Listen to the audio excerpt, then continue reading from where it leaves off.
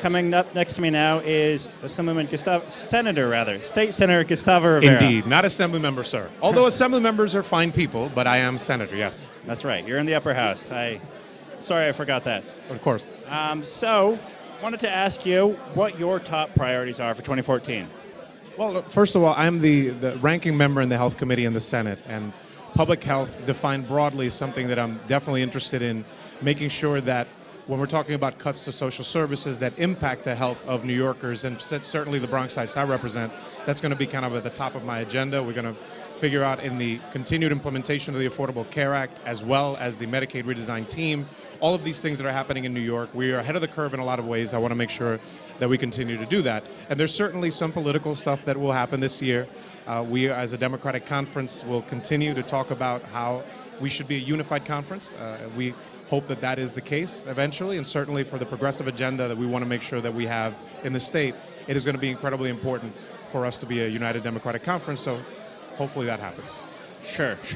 And you've also been a good government backer, a backer of good government reforms.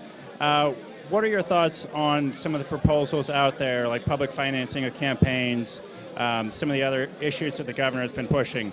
What do you support? What do you think will actually happen, if anything, this year?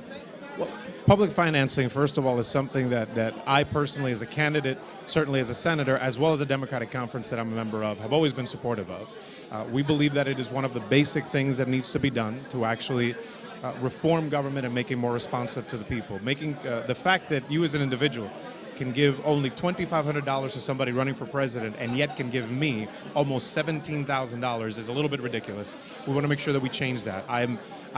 We've always been supportive of it. Hopefully we will find a way to get it done this year.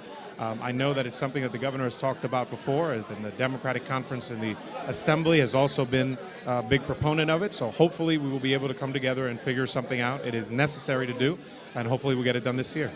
Now, at our recent 40 Under 40 event, I was chatting with you, and we talked about some of the young guys coming up, minorities in the city council, in the state legislature, and how you feel a little bit older now.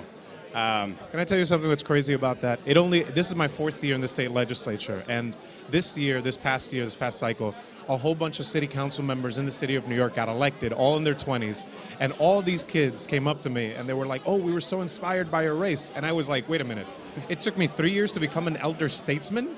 It's a little bit jarring, but yes, there's a lot of great new young faces coming up. We need more women, though. But for the moment, I'm very glad that we have some of these young people coming up and stepping up for their communities. Sure. Any thoughts on Melissa Mark Viverito as a candidate for council speaker? She is, not only is she a friend for a long time, but I think that she is an excellent city council person. I think that her intelligence, her commitment to the community that she's in, a commitment to being a public servant, and her strong character, I think would make her an incredible speaker. She would be, on top of the fact that she is more than qualified for the job, she will make history tomorrow. If all the votes hold, and I think that they will, she will make history as the first Latina to represent the city as a whole, as a citywide position. So I have a lot of hopes for that, and I'm sending good vibes. I will not be able to be there because I'll be here for our State of the State, but I'm certainly looking forward to that happening. Sure. Senator Gustavo Rivera, thanks for joining us this evening. Absolutely. Have a great night. Please keep warm. All right. You too. Take care.